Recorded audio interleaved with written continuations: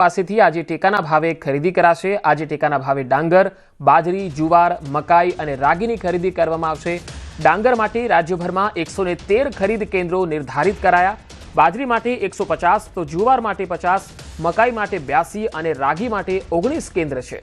24 નવેમ્બરથી 31 જાન્યુઆરી 2026 સુધી ડાંગરની ખરીદી થશે। प्रति हेक्टर 1500 किलो डांगरनी खरीदी कराशे। बाजरी हेक्टर दीठ 1848 किलोग्राम और जुवार प्रति हेक्टर 1539 किलोग्राम खरीदशे। मकाई हेक्टर दीठ 1864 किलो और रागी हेक्टर दीठ 903 किलोग्राम खरीदशे। डांगर माटे क्विंटल दीठ 2369 और 2382, ज्यारे बाजरीना 3075 भाव निर्धारित कराया छे। जुवारना 3999 हाइब्रिड जुवारनो भाव है, ज्यारे जुवार मालदंडीनो भाव 4049 भाव है। मकाईना 2400 और रागी माटे 5186 भाव निर्धारित है।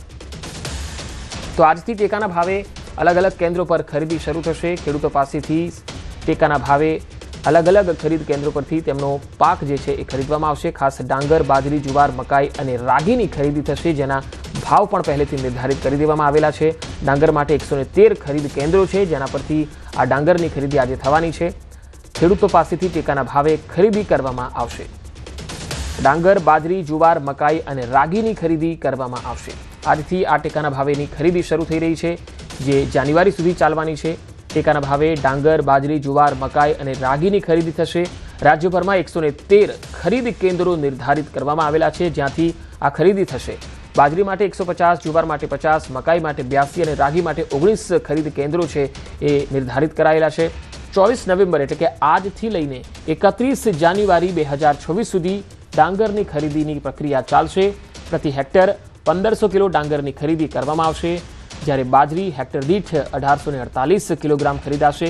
जुवार प्रति हेक्टर 1539 किलोग्राम खरीदवामां आवशे, तो मकाई हेक्टर दीठ 1864 किलो, ज्यारे रागी हेक्टर दीठ 903 किलोग्राम खरीदवामां आवशे। डांगर माटे क्विंटल दीठ 2369 અને 2389 એમ બે अलग अलग भावों છે। बाजरीना 3075 भाव निर्धारित कराया है, ज्यारे जुवार हाइब्रिड होय तो 3999 भाव है, ज्यारे मालदंडी जुवार होय तो 4049 भाव है। मकाईना सादा मकाईना भाव 2400 है, ज्यारे रागी 5186 भाव निर्धारित करायो है। तो खेडूतो पासेथी टेकाना भावे खरीदी करवामां आवी रही है। आजथी आ खरीदी शुरू थवा जई रही है, त्यारे अलग अलग पाको डांगर, बाजरी, जुवारना जे खरीद केन्द्रो निर्धारित करवामां आव्या छे त्यांथी आ खरीदी शुरू थशे। जे भाव निर्धारित कराया छे तेने लईने खेडूतोने पण एक मोटी राहत छे, कारण के खेडूतो मार्केटमां वेचे एना करता अहींया खरीद केन्द्रो पर पोतानो पाक वेचे छे तो तेमने वधारे सारा भाव पण मळी रह्या छे। एटले खेडूतोमां पण क्यांक आनंद छे, खुशी छे। अने खेडूतोने हवे આજે अलग अलग खरीद केन्द्रों पर તમે જોશો કે ખેડૂતોની કતારો પણ જોવા મળવાની છે। સવારથી જ ઘણા ખેડૂતો કતારોમાં લાગી ગયા છે। પોતાની જણસો લઈને ખરીદ કેન્દ્રો પર આવી પહોંચ્યા છે। વેચાણ અર્થે ખેડૂતો પાસેથી ટેકાના ભાવે સરકાર હવે આજથી ખરીદીની પ્રક્રિયા શરૂ કરી રહી છે।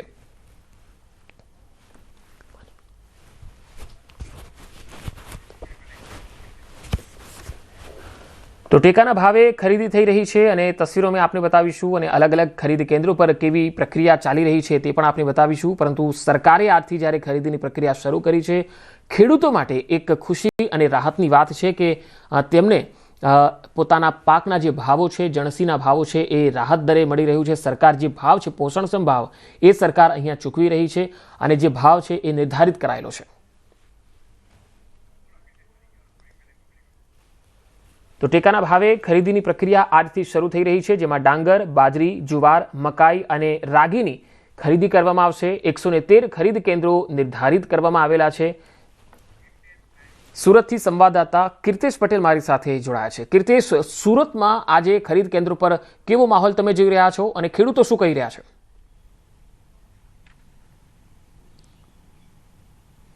बिल्कुल पंकज, जे प्रकारे कमोसमी वरसाद ने लईने डांगरना पाकने नुकसान थयुं। दक्षिण गुजरातनो सौथी महत्वनो पाक छे। यार्ड तैयार छे, माल लेवा माटे पण खेडूतो हजू पहोंच्या नथी, कारण के जे यार्ड छे ए सूरत सिटीमां आव्या छे। ग्राम्य विस्तारमांथी खेडूतोने आवता लांबो समय थशे। तमे जोई शको छो के आ यार्ड આવા 3 યાર્ડ એક જ જગ્યા પર છે અને તે ભરાઈ જતા હોય છે, પણ અત્યારે આ તમામ યાર્ડ ખાલી છે. લોકો ધીરે ધીરે માલ આપવા આવતા હતા અને સુરતની એક સિસ્ટમ છે યાર્ડની કે જે ભાવે માલ વેચાય છે ત્યારબાદ જ ખેડૂતને પેમેન્ટ થાય. એટલે સહકારી ક્ષેત્રને જોડે રાખીને આ કામ કરવામાં આવતું હોય છે. ત્યારે દ્રશ્ય જોઈ શકાય છે કે મોટાભાગનો માલ જે સારો છે તે અન્ય યાર્ડમાં છે અને જે કમોસમી વરસાદમાં પલળી ગયેલો માલ છે એ તમામ માલ અત્યારે અહીંયા જોવા મળી રહ્યો છે. દ્રશ્ય સીધા જોઈ શકાય છે કે કયા પ્રકારની સ્થિતિ છે. હું કેમેરામેનને કહીશ અંદરના દ્રશ્યો બતાવવાનો પ્રયાસ કરશે કે આ યાર્ડ ભરાયેલું છે અને હવે જે લોકોનો માલ બાકી છે તે યાર્ડ સુધી પહોંચશે. અને બીજી બાજુ વેપારીઓ યાર્ડમાં ખરીદી કરવા હાથથી આવવાની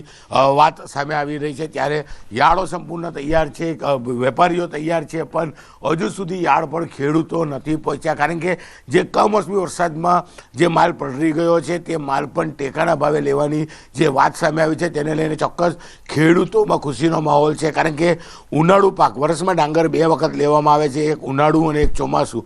ઉનાળુ પાક તૈયાર થયા બાદ કમોસમી વરસાદને લઈ નુકસાન વેઠવાની વારી આવી હતી અને ચોમાસું માલ તૈયાર થયો અને યાર્ડ પહોંચે પહેલાં કમોસમી એટલે કે એક જ વર્ષમાં 2025નું વર્ષ ખેડૂતો માટે ચોક્કસ ખૂબ જ ખરાબ હતું. બંને પાકમાં કમોસમી વરસાદને લઈ નુકસાન વેઠવાની વારી આવી હતી, પણ સરકારે એક બાજુ ખેડૂતોના સર્વે કરી તેમને કહી શકાય વળતર આપવાની વાત છે અને બીજી બાજુ જે માલ પલળી ગયો છે તેને ટેકાના ભાવે લેવાની વાત છે. આ બંને વાતોને લઈને ખેડૂતોમાં ચોક્કસ પંકજ ખુશીનો માહોલ જોવા મળી રહ્યો છે. પણ સુરતના યાર્ડો હજુ પણ ખેડૂતોની રાહ જોઈ રહ્યા છે. ખેડૂતો 11-12 વાગ્યા પછી અહીંયા માલ લઈને આવશે અને મોટાભાગના જે ખેડૂતો છે તેમનો માલ અહીંયા જોવા મળી રહ્યો છે. આ તમામ માલ એ પ્રકારનો છે કે જે કમોસમી વરસાદમાં પલળી ગયેલો હતો. સેકન્ડનો થર્ડનો માલ કહી શકાય કે કેટલાક લોકોનો માલ રસ્તા પર હતો તો કેટલાક લોકોનો માલ પોતાના ઘરના ગોડાઉનમાં હતો અને વરસાદને લઈ તે માલ પલળી ગયો તો સૂક્યા બાદ આ માલ ગોડાઉન સુધી પહોંચી ગયો છે. એટલે કે આજથી વેપારીઓ આ માલ ખરીદી કરે તેવી શક્યતાઓ પણ પંકજ દેખાઈ રહી છે. જી કીર્તેશ, હું આપની પાસે આવીશ. અહીંયા દર્શકોને જણાવી દઈએ કે ખરીદ કેન્દ્રો જે છે ત્યાં ખેડૂતોનું હજુ આવવાનું શરૂ થયું નથી અને જે તસવીરો આવી રહી છે કીર્તેશ, જે ખરીદ કેન્દ્રો છે ત્યાંના સંચાલકો સાથે કોઈ વાતચીત થઈ શકી છે? ખેડૂતોને કોઈ તકલીફ ન પડે તેના માટે ખરીદ કેન્દ્રો પર કેવી વ્યવસ્થાઓ જોવા મળશે?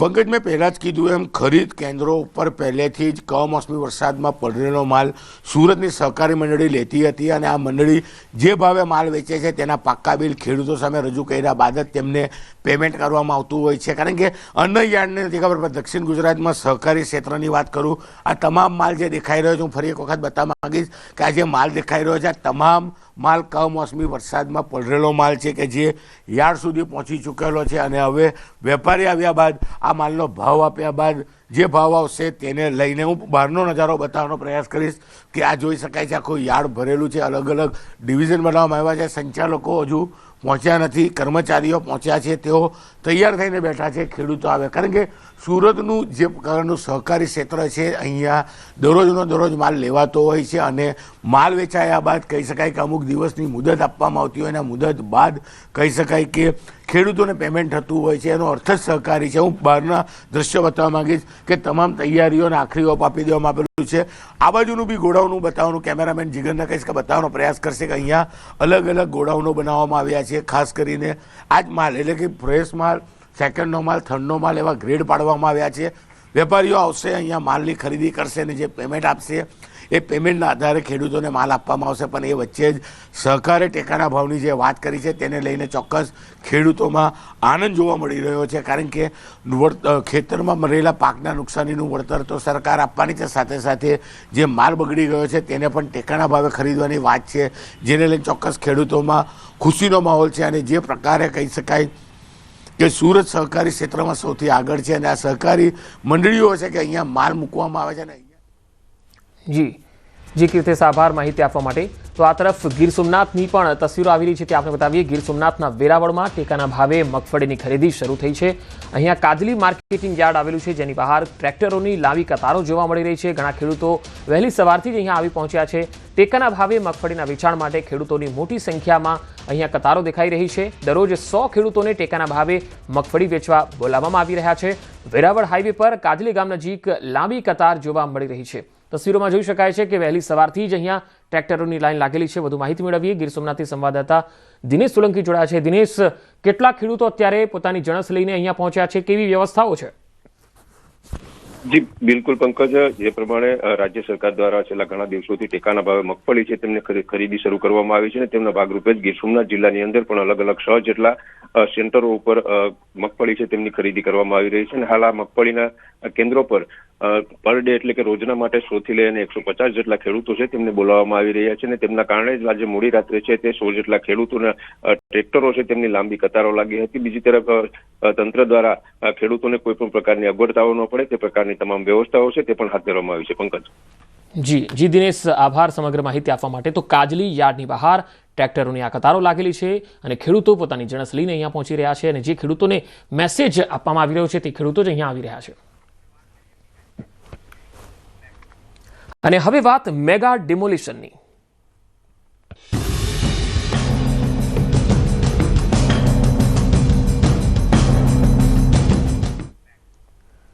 ચંડોળા તળાવ બાદ ફરી એક મેગા ડિમોલિશન ચાલી રહ્યું છે. ઈસનપુર તળાવ પાસે મેગા ડિમોલિશન હાથ ધરાઈ રહ્યું છે. એએમસી અને પોલીસ દ્વારા સંયુક્ત મેગા ડિમોલિશનની કામગીરી ચાલી રહી છે. ઈસનપુર તળાવમાં રહેલા 900 કાચા પાકા મકાનો પર હવે તંત્રનો હથોડો ફરશે.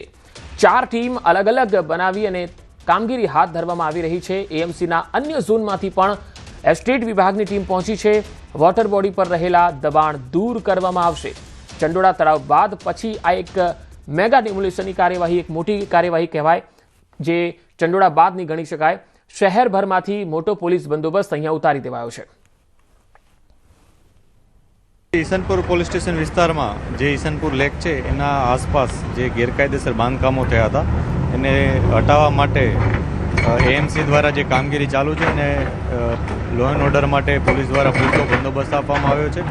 આ બંદોબસ્તમાં એક ડીસીપી, એક એસીપી ઉપરાંત 12 પીઆઈ અને 33 પીએસઆઈ અને લગભગ 500 પોલીસ જવાનો છે. સાથે મહિલા પોલીસ પણ છે. બંદોબસ્તમાં અમે ફિક્સ પોઈન્ટ, પેટ્રોલિંગ પોઈન્ટ રાખ્યા છે. આ ઉપરાંત ડ્રોન સર્વેલન્સ પણ કરવામાં આવી રહ્યું છે. વધુ માહિતી મેળવીએ સંવાદદાતા પ્રણવ પટેલ અમદાવાદથી મારી સાથે જોડાયા છે. પ્રણવ, આજે ઈસનપુરમાં જે મેગા ડિમોલિશન ચાલી રહ્યું છે આ સૌથી મોટું જે ચંડોળા તળાવ પછીનું મનાઈ રહ્યું છે, કઈ રીતે આ દબાણોને તોડવામાં આવશે અને આ દબાણો કેટલા વર્ષ જૂના હતા?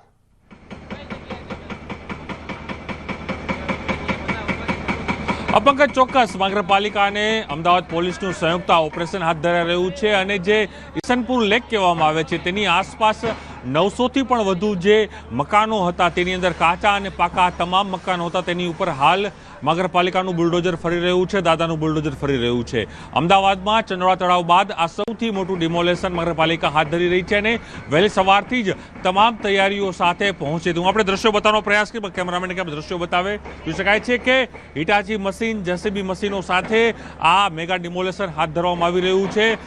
મહત્વપૂર્ણ એ છે કે ડિમોલેશનના પગલે આખો જે વિસ્તાર છે તેને પોલીસ છાવણીમાં ફેરવી દેવામાં આવ્યો છે અને સાથે જ મહાનગરપાલિકાના એસ્ટેટ વિભાગના સાથે 7 ઝોનની અલગ અલગ જે ટીમો છે ટીમોને અહીં બોલાવી લેવામાં આવી છે અને તમામને અલગ અલગ ઝોન વાઇઝ કામગીરી સોંપવામાં આવી છે. કારણ કે જે આખું લેક છે આ લેકની આસપાસ તમામ જે બાંધકામો થયા હતા ગેરકાયદેસર તેના ઉપર હાલ દાદાનું આ બુલડોઝર ફરી રહ્યું છે. જોઈ શકો છો કે તમામ જે અનેક પાકા મકાનો હતા કે કાચા મકાનો હતા એ તમામ ઉપર હાલ બુલડોઝર ફરી રહ્યું છે અને જોઈ શકાય દ્રશ્યોની અંદર કે જે વોટર બોડી એટલે જે લેક છે લેકની ઉપર પણ અનેક ગેરકાયદેસર બાંધકામો થયા હતા તેને લઈને જ મહાનગરપાલિકાએ કામગીરી હાથ ધરી છે.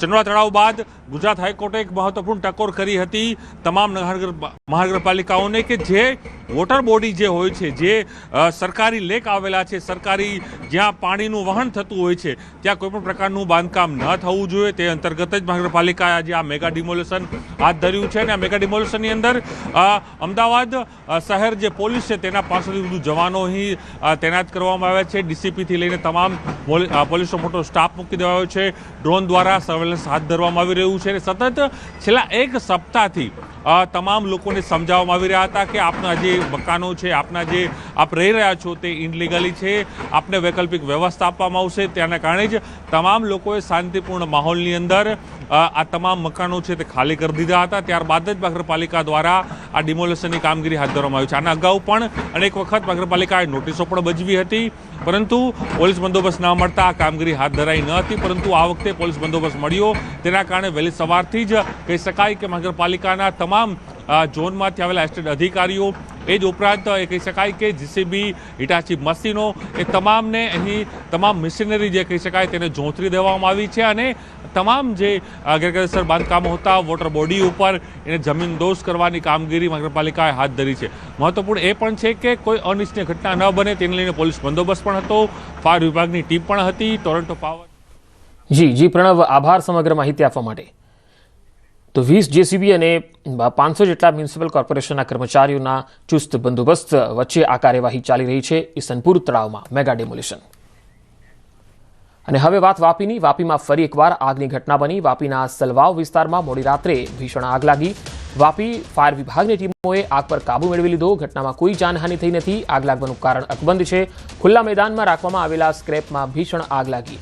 મોટા પ્રમાણમાં ભંગારનો સંગ્રહ કર્યો હોવાથી આગે રૌદ્ર સ્વરૂપ ધારણ કર્યું હતું. તસવીરોમાં જોઈ શકાય છે કે આગ લાગતા આ આગ ધીરે ધીરે વિકરાળ બની હતી.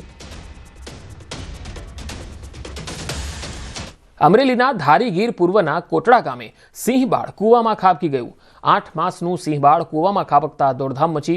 ભૂપતભાઈ સોહલિયાની વાડીના કૂવામાં ખાબક્યું હતું સિંહબાળ.